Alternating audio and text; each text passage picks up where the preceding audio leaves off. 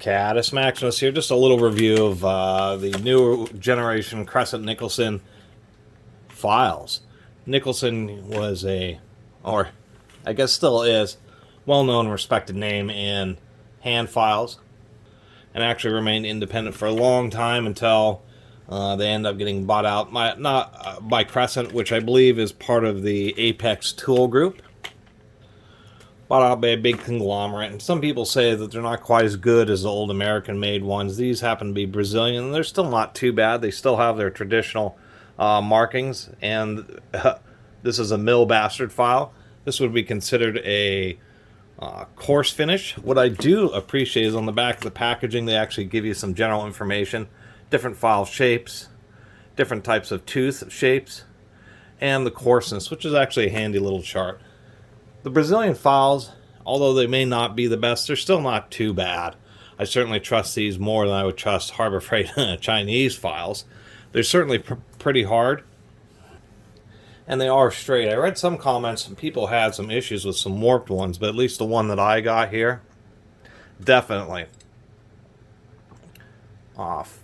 Actually, to tell you the truth, there is just a tiny bit of bowing. If I do it this way, maybe you can just see just a touch of bowing, but it's really not too bad.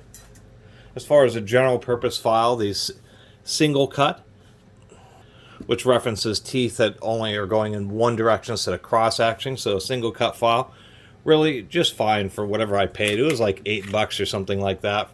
General purpose mill file. As far as hardness, files are extremely hard metal. If you ever really want to see if something's really hard, you see if it can scratch a file. Of course, I do need to get a handle for this. I have some a little collection of wooden handles.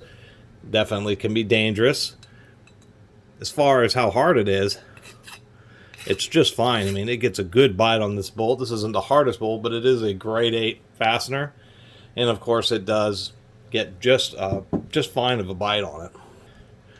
I have other files, but I couldn't find them. But, I get these for general purpose uses. Some uses that I actually find is things like, all beat up crescent wrenches. You can just kind of tone up the jaws with them, get them a little bit smoothed out and more flattened, which is a nice thing about a crescent wrench is that you have a bit of extra play or motion in the travel. So you can actually, if the jaws get really beat up, you can file them, clean them up a bit, and they'll still close just tight.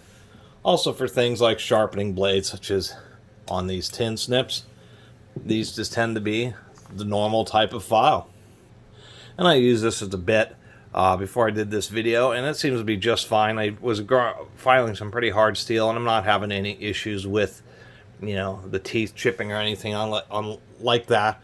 Although that can be an issue, especially like pretty hard sheet metal and other kind of thin profiles. If you're filing them, sometimes you can get chipping in the teeth, so that always is a concern. Another word of advice: files do like to get clogged. You can just do things like put candle wax on it periodically as you're using it to help prevent it from getting clogged. You will get better filing action if you do some filing and then you brush off the chips. And you can also get something like this, which looks like a cat hairbrush, but this is actually called a file card. This happens to be by the Tool Company of New Hampshire, the only tool company of New Hampshire, apparently. I think that's an interesting name. Anyway, these are just really hard little steel wires. It is a brush.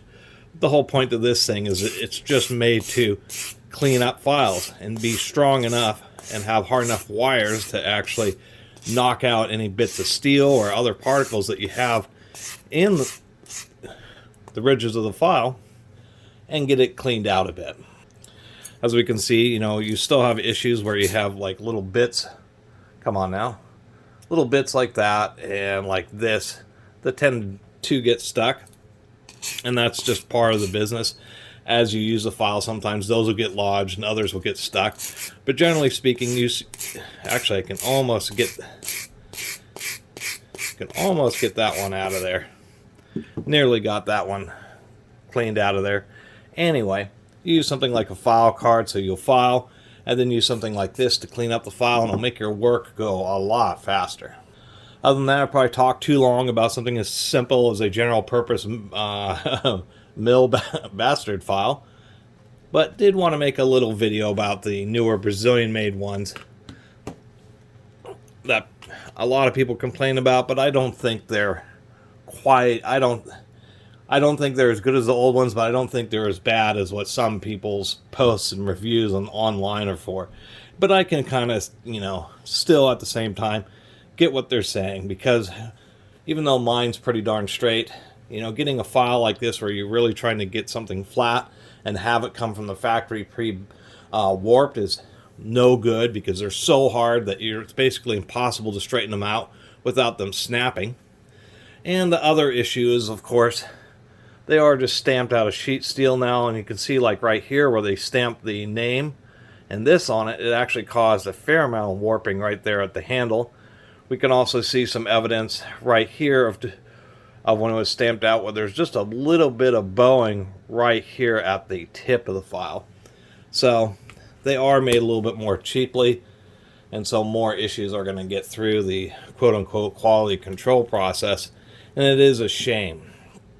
Quite frankly, if you buy one of these and it is badly bowed or bent, just return it and get another one, because half the purpose, especially in mill files, is for them to be exceptionally flat. Anyway, I really appreciate everybody who's been watching and subscribing, and if you haven't subscribed, please do. Until next time, Catus Maximus out.